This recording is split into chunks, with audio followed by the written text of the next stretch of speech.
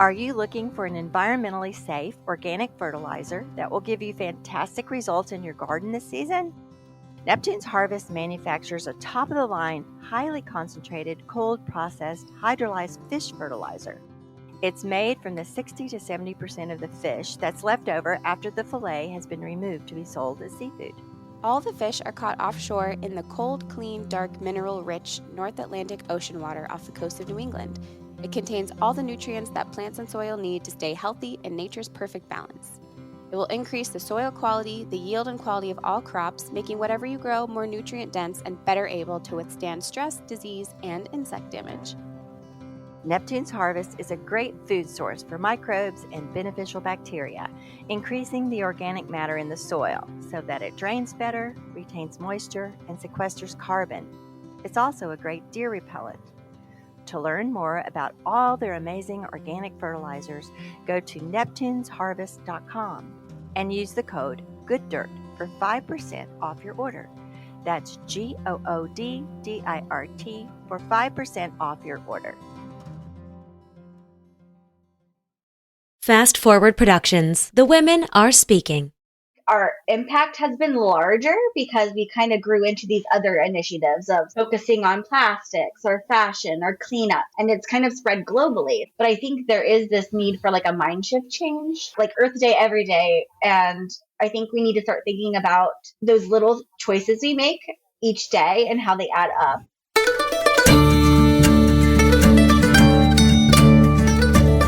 You're listening to the Good Dirt Podcast. This is a place where we dig into the nitty-gritty of sustainable living through food, fashion, and lifestyle. And we're your hosts, Mary and Emma Kingsley, the mother and daughter founder team of Lady Farmer. We're sowing seeds of slow living through our community platform, events, and online marketplace. We started this podcast as a means to share the wealth of information and quality conversations that we're having in our world as we dream up and deliver ways for each of us to live into the new paradigm, one that is regenerative, balanced, and whole. We want to put the microphone in front of the voices that need to be heard the most right now, the farmers, the dreamers, the designers, and the doers. So come cultivate a better world with us. We're so glad you're here. Now, let's dig in.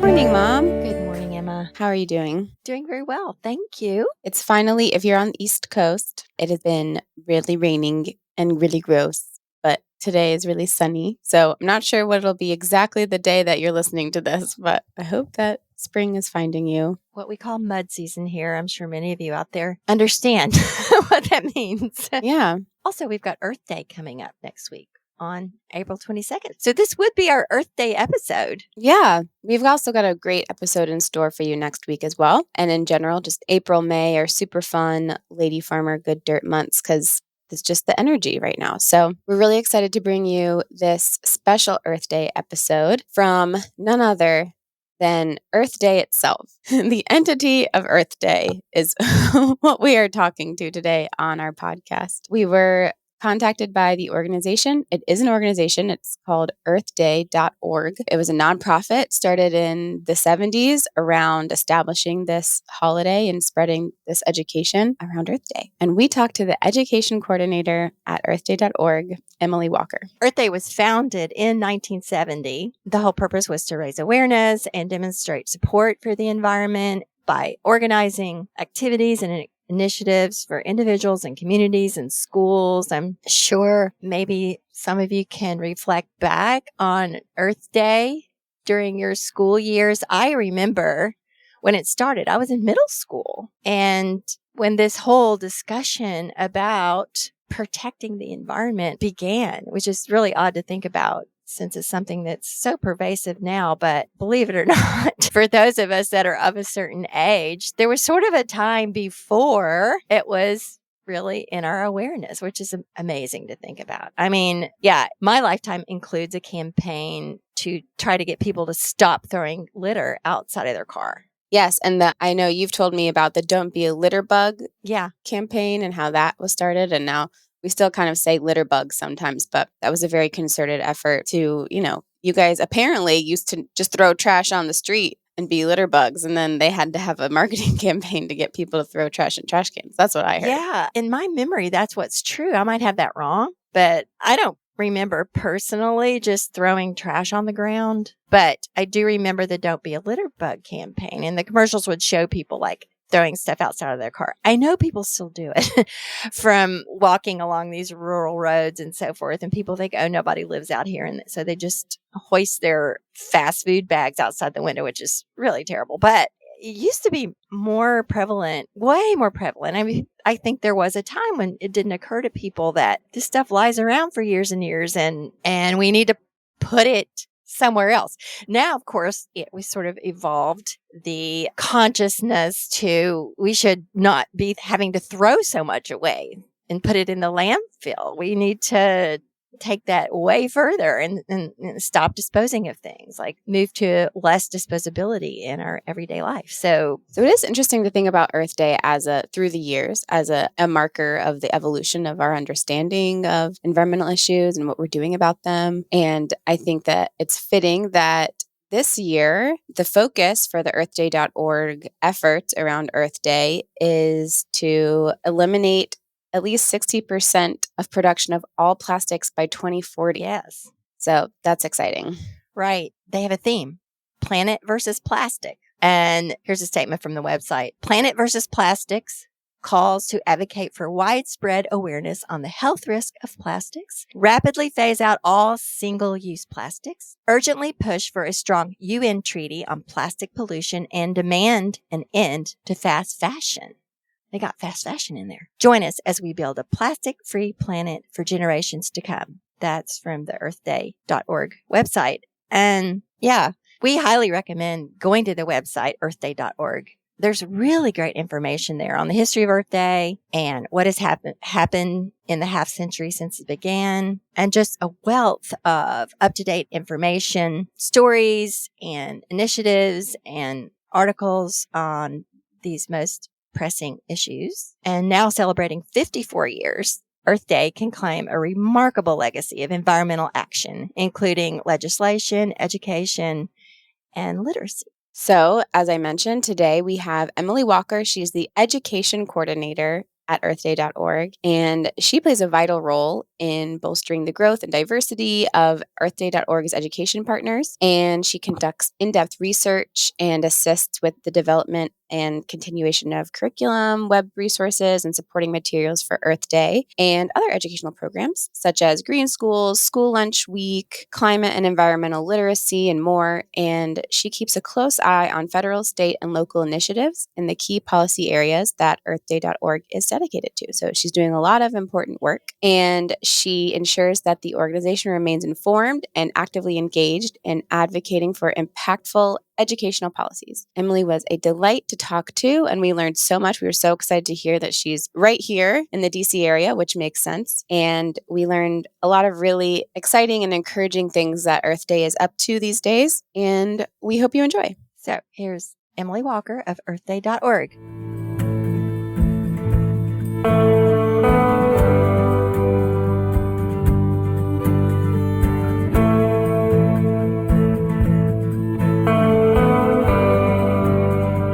Walker. I'm an education coordinator for earthday.org. I specifically work with climate education.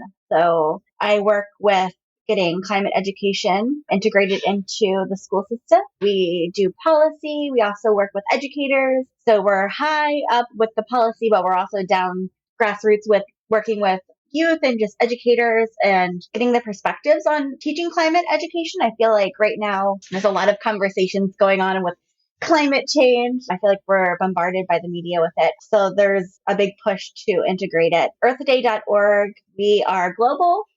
So we do have contacts all over the world trying to integrate climate education, whether it's India, Italy, Africa, and the US. So I'm specifically working on the US, which is very complex because each state has its own set of rules and ways they like to do things. So it's always a challenge, but I think all of us at earthday.org are ready to tackle it. I think that's kind of what, binds us. That is super cool. I have to admit that I didn't know about earthday.org as an organization until we were setting up this interview. So can you talk a little bit more about the organization itself and how it came to be and sort of how it works? And is earthday.org, is that the original organization that we all know as Earth Day? Is that the one? Yeah, I love that question. We get it so often. People don't realize that we are the founders of the original Earth Day. So we're the nonprofit that came out of Earth Day. The original Earth Day, 1970, started by two guys. Dennis Hayes kind of took it over with the nonprofit side of things. But it started off as just really protest, teach-ins, kind of just rallying the troops and just kind of making their voice loud about protecting the earth. I think 1970s was really a big decade for kind of launching of a lot of different environmental movements. So we are the nonprofit that came out of it, and we kind of have lots of different initiatives. So I'm primarily with the climate education component of everything, but we do cleanups. We have an initiative on plastics, fashion. So we kind of work towards lots of different things, just being more sustainable in general. But each year we do have a theme. The theme of this year is planet versus plastics. So our big push this year is to just eliminate plastics. So we're really bringing attention in all initiatives around plastics. Our director, Aiden, for plastics, ending plastics, he has worked really hard. We have a report out. There's just so much information coming out about plastics. I'm sure you've heard about microplastics and everything. It's in our clothes and our food. It's everywhere. So that we kind of have been kind of pushing that this year. But each year we do have like a theme. We're really interested in how you ended up here and what in your background led you down this path. So I think as far as coming to a place like Earth Day, very environmentally, sustainably friendly, working with people who are very like-minded in that way of, protecting the earth. I grew up in like rural Virginia. So growing up, we were very sustainable. We had compost, we had gardens, everything was very earth minded. I think everything we did. And that kind of really set me up with a certain mindset. I think growing up, we bought clothes to last, just a different mindset. And then growing up, I just loved learning. I loved being around different environments. I liked learning. I liked talking to people. So I think that kind of set me up to my first career as an educator. So I worked as an elementary school teacher with kindergarten and first grade for 6 years.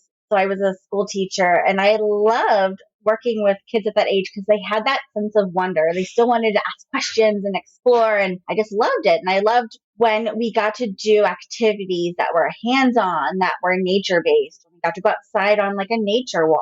I just saw the kids light up, and there was such a, I think, disconnect from their lives, being inside most of the day, playing on their computer. Just, I think their every day didn't really involve the earth and nature. It was like two separate things. It's like you think of Earth Day, it's like this separate entity. And it's so interesting when we would bring these things that they see, but they don't really interact with. And I was an educator, and I decided to leave education. I always knew I wanted to do more. I wanted to have a bigger impact. I love the immediate impact of teaching, but I knew I wanted to work towards a bigger cause. And that kind of really set into motion my job at Earth Day. I would think Earth Day would be mostly about education because, we're all walking around out here doing our thing, living our lives, buying the products.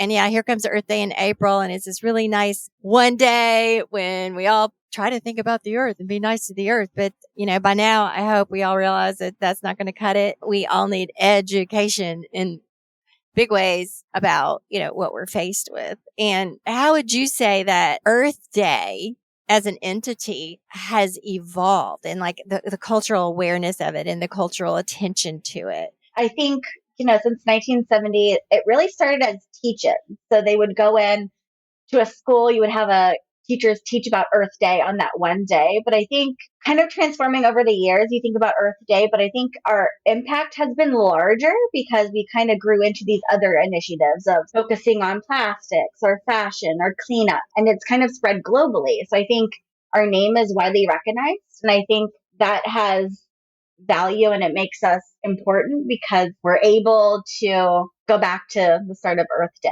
But I think there is this need for like a mind shift change, like Earth Day every day. And I think we need to start thinking about those little choices we make each day and how they add up. Just like if you use a plastic water bottle every day, how much plastic is there at the end of the year? If you looked at all the plastic water bottles you use, like that's huge. But by switching to a reusable water bottle, there's that little change, that one purchase you make.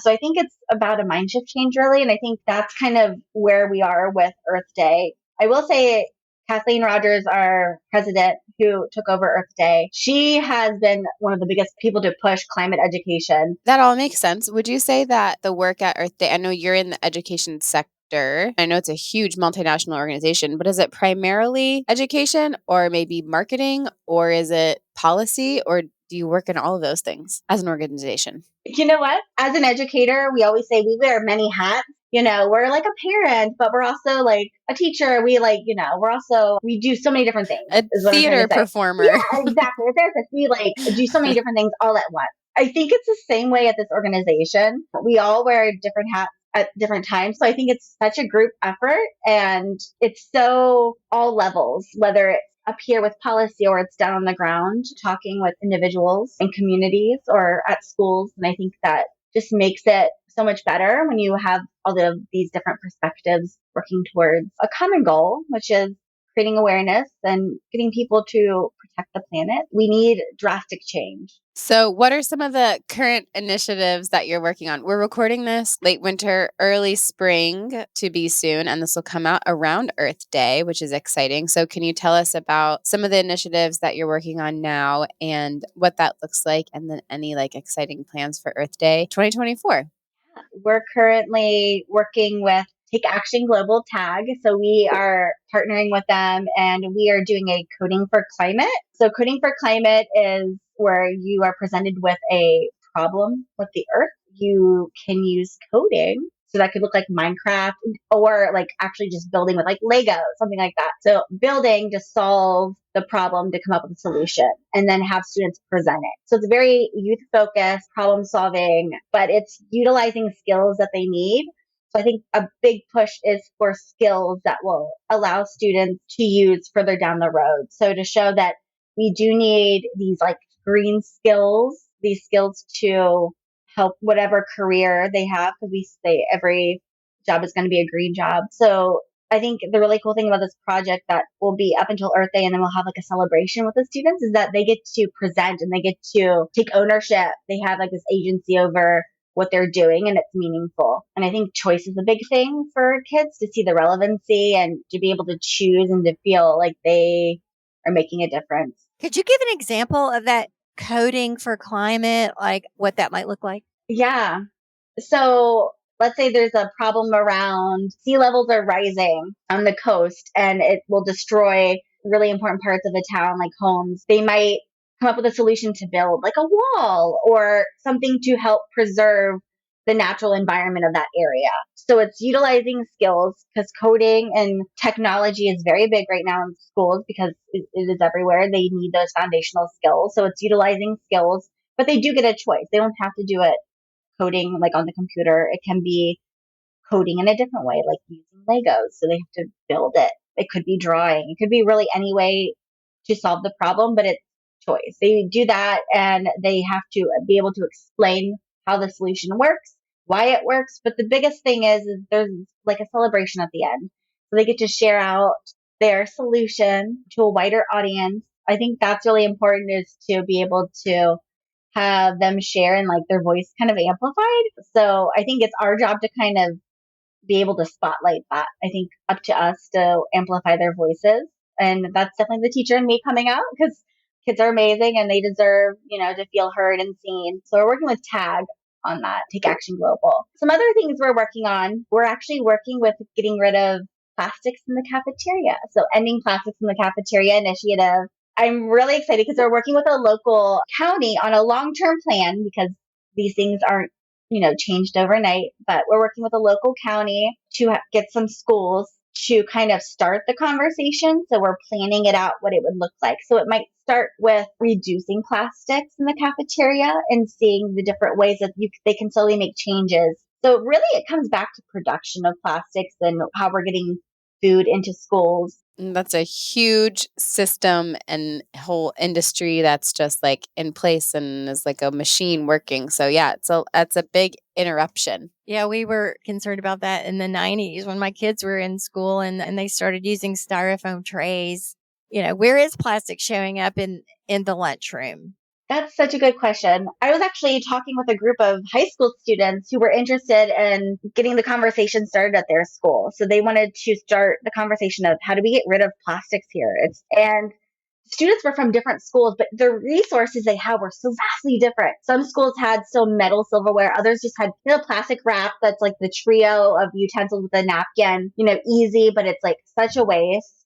And they were in the same county, so under the same umbrella school district, but it was so different resource accessibility. And it brings questions of like equity. So would be harder for a school in a more rural area with resources that, are harder, trickier to kind of challenge where they're getting their resources from, like food, packaged foods. But there's a great example in New York. There are schools actually that have done this. They've already gotten rid of plastic in their cafeteria.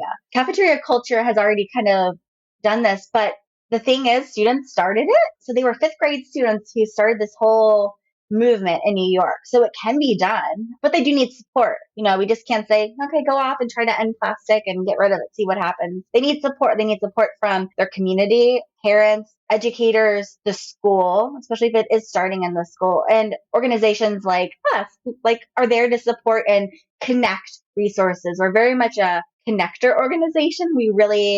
Because we are a nonprofit, but we're there to connect and see how we can really support others with more sustainable choices. So I'm really excited about this initiative, especially since it goes with our theme for the year. A couple of things. One was back in the 90s when I was working with the green school in the elementary school. We had plastic or a waste-free lunch day for kids to bring their stuff from home. And even back then, and there's way more plastic now and way more convenience foods and stuff even than there was then. It took a tremendous amount of coaching and support and communication to help the parents know, like, what do you do? How do you do that? How do you do a waste-free packed lunch? There was like kind of no sensibility for it. So, this is something that's really been a problem for a while.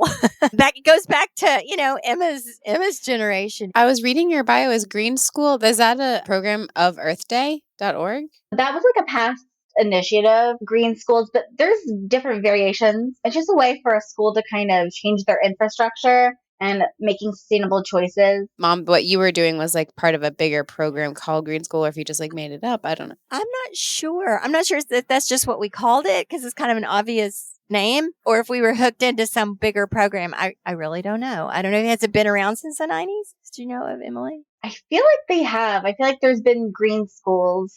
We weren't a green school, but like we were like certified with like a level of being a green school when I was in elementary school. I also remember like in school, like my lunch when I would pack from home, everything came in little bags of like Oreos or, your sandwich bag. Everything was plastic wrapped. That's how you preserved everything. It was seen as more sanitary and easier. Convenient. Yeah, it is easier. Yeah. Easier and therefore necessary. That gets us into the topic for the year, of course, is to, I think you said earlier, to eliminate plastic. Is that what you said? That's the theme of the year. So talk about that a little bit. That's pretty ambitious. What is that looking like for your theme for the year? Yeah. So when you say eliminate plastic, I know it sounds like very intense and sounds like this like unattainable thing, but we all want it. We all know like we need to get rid of it. So we're really spotlighting the health implications of plastic. Plastic is everywhere. Plastic is in our bodies. It's affecting our thinking. It's affecting the way our systems in our body are working, how effective they are. There's a lot of research being done currently. There's not a ton of research out there quite yet. But what we have found is like you have a credit card's worth of microplastics in your brain. If you combine all the plastics just floating, all the microplastics, even though we can't see it, it's there. And I think a lot of times if we don't see something, it's not a problem. I think that goes back to the mind shift change with plastic because it is convenient. You don't think about it. It's, easy to access and we can throw it away or recycle it and it's just out of sight, out of mind. So I think we're really trying to bring awareness to, even though it is out of sight, it's still in our bodies and it's still affecting us in ways we don't know yet. The research has not been done. We don't know the extent on our bodies, but we know it is affecting children as well. We came out with a babies versus plastics report, which has a ton of just like terrifying information. Our goal is to get people to like just kind of stop and think.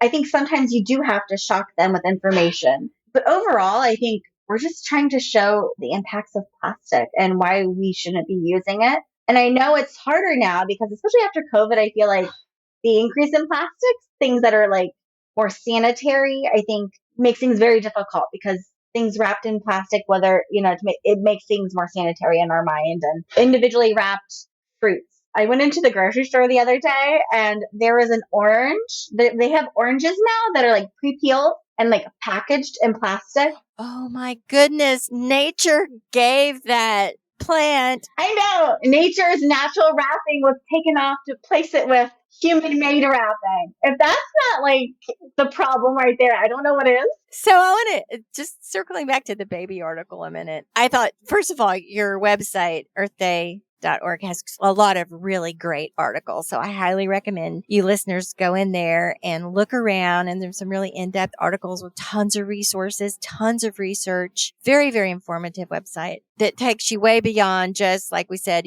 celebrating the day and all of that. But baby versus plastic, was that the name of the article? Yes, babies versus plastic. So it brought out the fact that, and I want new parents to really know this, like, babies put things in their mouth, and so many of our baby supplies and products and clothing and all of that are made with plastics and microplastics and things with chemicals that are not, that, like you said, we don't know the effects of these things yet. And a baby might put the corner of his little shirt in its mouth and suck on it because that's what babies do because they're teething or whatever. They're getting microplastics. They're getting chemicals from the dyes.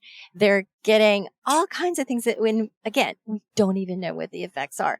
So, on here, we talk about sustainable clothing on here a lot, and, we talk about its impact on the environment a lot, but I really appreciate your organization's spotlight on the health effects. I think that's something we haven't talked about enough. And I think that's something that's going to get people's attention, especially where their babies are concerned. Like, if your baby is sucking on that plastic teething ring or whatever it is, yes, there might be something in there that you don't want going to the baby's brain or their organs. Or It's taken that, to show like the vulnerability of our children to kind of get people to stop and think. And I think that goes to a good point of like what alternatives there also are out there. There's some, but there needs to be more. I think the more research that comes out, I think the more alternatives there will be, but there has to be a demand for it. We can shift the conversation, but there has to be the demand for it. I think it's really just about getting the information out there. I think that's,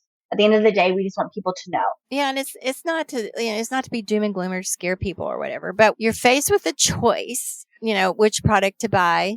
This plastic thing versus something that's made out of a natural material or something that is known and proven to be non-toxic. And you say, well, I'm not going to do that because it costs a little bit more. It'll cost 20 or 30% more to buy the thing that's supposedly better. And I don't think we're quite to the point in our collective thinking where there's that much difference that they may need to take the more expensive option. But with initiatives like yours to really tell people what the facts are, what the studies are, maybe people will start making those choices because of the growing evidence that these things are harmful. It's also an interesting question about why is the better option more expensive? It's because the more harmful option has the system working in its favor because it's cheap to make and it's this byproduct of oil. It's all business. And we see the same thing in the food system where it's so weird that like a carrot you can literally plant with a seed and then pull out of the ground locally is like far more expensive than a carrot that's been like shrink wrapped in plastic and like shipped around the world. It's just so crazy. So I just want to put a shout out. I mean, we don't have any answers to that here in this moment, but just kind of thinking about it that way from a zoomed out, like why are we even here? And it's these huge systems that have been built around this.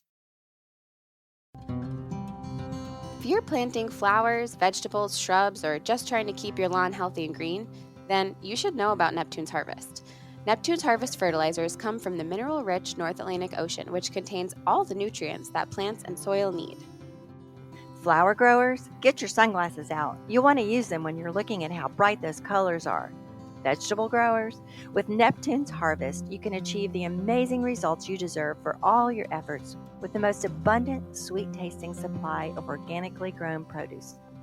And you know, there's nothing like the taste of a fresh garden tomato you grew yourself. Neptune's Harvest works great, whether you know what you're doing or not. You'll look good and you'll feel good because you're doing the right thing for the environment and your health. Try Neptune's Harvest, products from the ocean to set your plants in motion. Available at neptunesharvest.com. Use the code GOODDIRT at checkout for 5% off your order. That's GOODDIRT.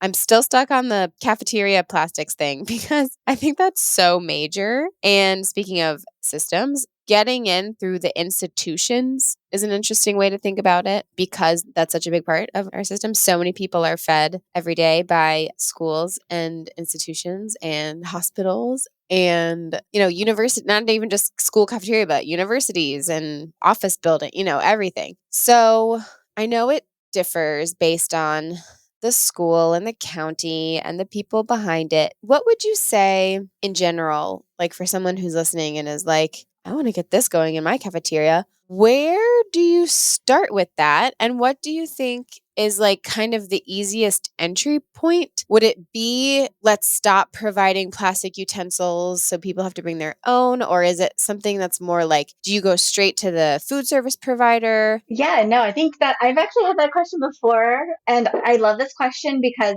there is no one answer. I think it requires all of those things. I think a great way to start, if I was talking to a teacher or a student who has this idea and it's overwhelming, it's like, where do I start? I would say pick a day. So it could be Earth Day. I mean, that's one of the best, I think, days to start something like this. I think November 8th is Plastic Free Lunch Day, but it can be really any day. It can be a random day in February and just pick a day and you create a campaign around it. You can make posters, you go to your principal, you go to the people in charge at your school to maybe start with by saying Plastic Free Lunch Day. Start small. Everyone, maybe bring things from home, or I know that's not always the easiest way is for people to bring. Sometimes they don't have access to food at home. And there are equity issues in this, all intertwined. But I think you do your part. So let's say if you do buy lunch, maybe you don't pick up all 3 spoon, fork, knife. Maybe just pick up one. Or maybe you decide to not pick up that cookie that's wrapped in plastic that day. One little thing that's not wrapped in plastic or made of plastic. So you start with the consumer, you would say. Yeah. That's such a complicated question because I know a lot of times everything is pushed onto consumers. Like it's your choice. And consumers do kind of start the conversation. But I do think you need to go beyond that. I don't think it's up to all the students to make that choice. A lot of that is out of their control, right? Where they get their food from home, whether, their mom goes to the grocery store, or dad goes to the grocery store, aunt, whoever's watching them, like who buys the food for their household, or where the school cafeteria gets their food. I think it then becomes more who's the principal, who's the school board. So you start advocating, you start doing more. So it's more action oriented. But I do think the conversation starts in the school and then you take it to who's in charge. Yeah. See, I would just go straight to I would be like, Cisco, let's talk. But I don't know. I just don't know how it works. Yeah. And also it seems like some of those things, for instance, you pick one utensil instead of 3. That's something where I think you could skip over the individual choice part and just There's say, no plastic utensils out. I don't know, like what? Or here, if you must use plastic utensils, you can use one. Yeah, and like you have to here's your ask fork. over here instead of like it being out there. Make it a little harder. Yeah. So this issue of it being on the consumer to do their part and to make the right choice. I know y'all have a section. There's a lot of cleanup initiatives, and you have this big nice map where you can go in and see where the local beach cleanup or park initiatives are in your area. And I looked around to see if there was one near us and all that. So it brings to mind the question, we can clean up all day long. We can clean up the beaches all day long. But as long as at the top of the funnel, they're still making all this stuff. There's not enough beach cleanups to clean it all up because it keeps coming. And I'm sure you're familiar with the organization, The Story of Stuff. And they have that wonderful graphic where the tap is on and the tub is overflowing and people are scrambling around trying to clean up the water. And they say, this is not helping. We need to turn off the tap. So what is y'all's position on this? Like, there's a lot of marketing, a lot of resources, a lot of attention put on let's be good citizens and go to pick the plastic up off the beach. Could those same efforts be directed towards really going to the top and saying, stop it. Stop it. We don't want this stuff made anymore. Yeah, no, I think that's a very valid question. I think a lot of times consumers feel overwhelmed by being asked to do these things that, are already here.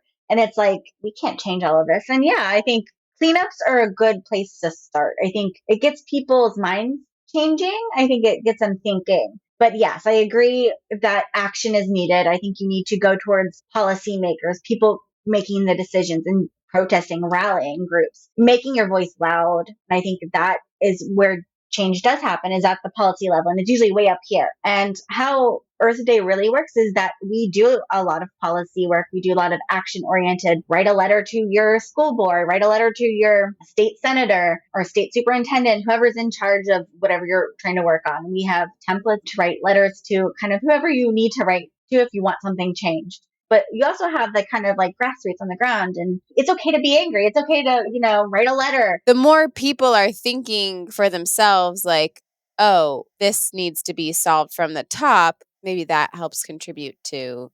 Yeah. And it's also a very valuable community building thing for sure. And for people to physically see and be immersed in the enormity of the issue, I do think ignites action. So yes, they're certainly very, very valuable. But what I would like our listeners to hear is that there are a lot of forces out there that want you to think as a consumer that you can solve this by recycling. Like, okay, you can recycle all of those plastic water bottles and it's no problem. Yeah, it's still a problem. It's a big lie. Those stuff is not recycled. Most of it is not recycled. We have to get beyond recycling. I think that's really where we are. A lot of the things that are recycled end up in the trash. It usually ends up in a different country, ends up in a country that has less resources, doesn't have the power that, a country like the US does. So we usually ship it to somewhere else where we don't see it. And I think that goes back to you don't see it, it's not there. And I think we need to kind of take down that wall. We need more transparency. That's so important. I think right now, things are coming out. I think there's more spotlights on these issues, but they're still so censored. I think there's still so much more to be exposed. We need to see the truth. We're always on the latest craze, latest thing. When we see something pop up, like, oh, it's recycled, it's something new, like, let's try it out. Sometimes I think we forget to stop and think or really slow down. I think we need to slow down, think about things. The research is not out there. I think we do need to really start thinking towards now, but the future. Yeah, like the impacts, even though we're not going to see it in our lifetime. What about our children? I don't know. I think we kind of stopped thinking ahead and just slowing down. And I think we're getting to a point where we're going to be forced to. And I think that's really unfortunate. I think we have people who are starting to get that mind shift change, but the general public aren't. People either think recycling is the end all, like it's the best thing ever, or recycling is not the way to look at things. We have to go to the producers. You have to just end plastic. You just have to get rid of it. It just needs to be eliminated. It's all very, very layered and nuanced. And, you have everything from no sensibility to it at all, just outright mindless consumerism that I think starts with the need, for convenience. And that's not a criticism of people. I mean, I know people have all kinds of circumstances in their lives where convenience is key. But when we start thinking through what are the consequences of convenience and how convenient is that really in your personal life when you start to break it down, and how good and how beneficial, and just getting people to unwind that a little bit and see what they get for their own lives. And it trips people up. It trips people up. You go in the store and it'll, that's the tag will say earth friendly or this is a green product. Yeah. There's these buzzwords that are just thrown on clothing that people just take at face value a lot of times. We don't think. I think we kind of forgot to stop and think for ourselves. We assume everyone is just correct when it comes to when we're buying things. Yeah. I'm really curious about what Earth Day's efforts and work looks like in other countries versus here and like how it's different. Yeah, that's a great question. I think so. We do meet with our, I guess, consultants in other countries a lot because every country is so different. So, as far as policy goes, there's such a different way of doing things in other countries. Europe is usually way ahead of us with sustainable policies and the work they're doing. India, their population is so huge and I think it's very multifaceted. I think things are just so different in every country, but I think it goes back to policies. I think every goal is the policies in every country. Like the goal is to create policy that is more sustainable, that provides climate education. I think that's like the unifying kind of goal for all of us, but we're all kind of working on different things at different paces because it's so hard because there's different layers, especially in the US. But I think the thing that really ties us together is climate education, actually, is getting the conversation around climate change. I think that just really unifies all of us, even though we're all working on different things. I just think it would be so interesting, like you mentioned, Europe is so far ahead of us. And then there's other places where the resources are just so different. It's your Maslow's hierarchy of needs. If you don't have the resources to get your hierarchy of needs every day, no, you're not worried about recycling. You guys are just so big and widespread that it would be really interesting to kind of have a similar conversation with someone who's working in Africa or, elsewhere. Maybe you're able to do more in areas where there is quote unquote less because there might be less obstacles and people can just do things. I don't know. Yeah. I think those are all valid.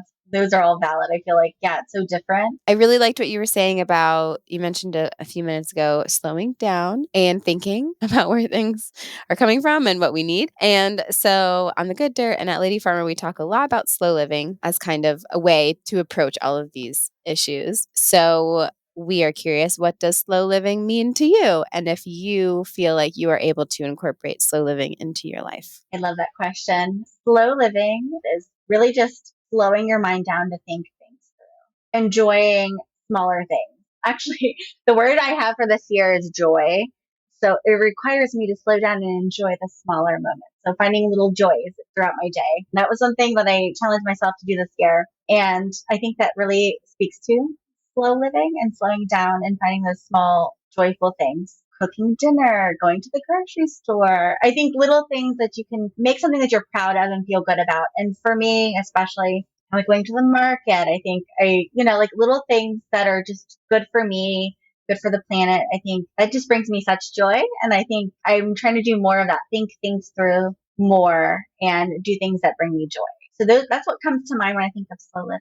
Thank you so much. And it's very pertinent to the conversation about slowing down enough to figure out what makes sense. Because a lot of these behaviors just really don't make any sense, but we don't slow down enough to think about them. So what does the good dirt mean to you? Well, the term good dirt, I think of healthy, right? Like good dirt, like healthy dirt has all the vitamins and nutrients it needs to sustain life. And I really think of like the planet right now. There's so many pollutants and things that are just not creating good dirt. Like we have really contaminated the dirt. It requires us to think about what we're doing to the planet that we live in and how we're consuming the things that the planet's giving us. I think we really have to heal our relationship with the planet. I think it requires a mind shift change, and we have to think about the planet in a different way because it provides so much for us. We are a part of it. And I think there's such a separation from us and the planet. It's like we don't see the relationship that we have.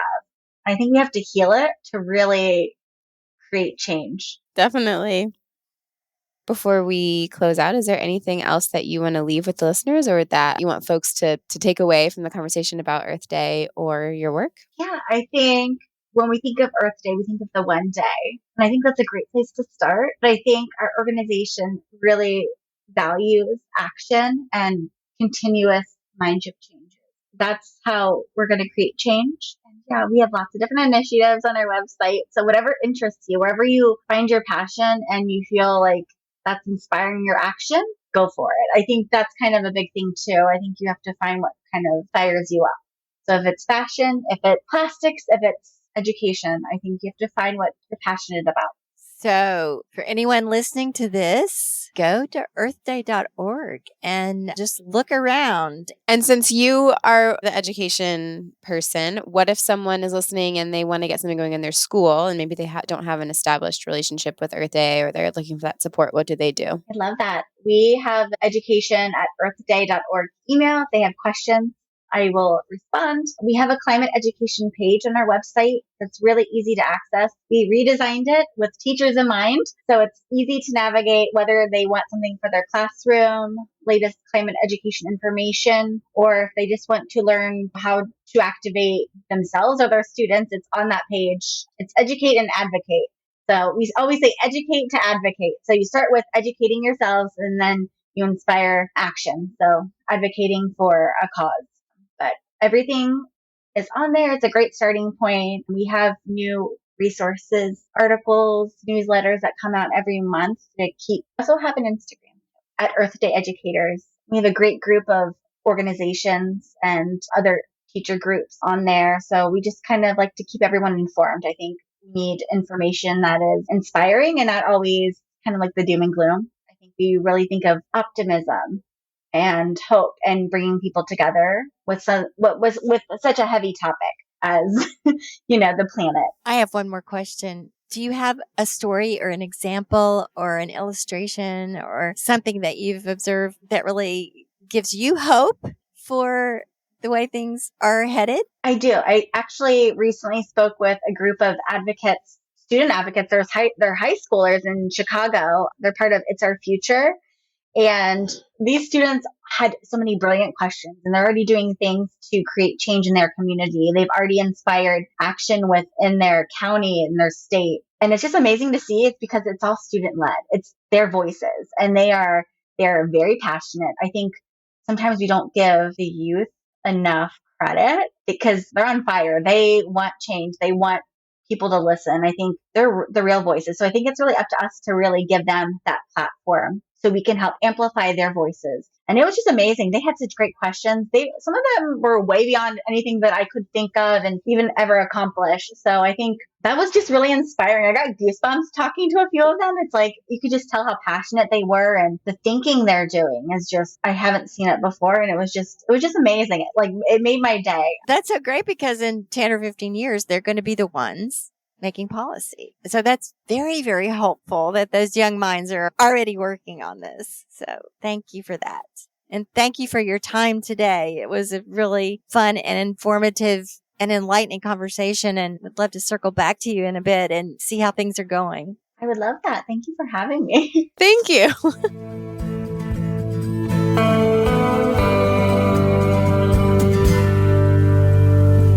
Thank you for tuning in, calling in, and spreading the good dirt. We love hearing from you. You can reach our listener voicemail at 443-459-1950. That's 443-459-1950. You can find this number in our show notes and in our Instagram profile.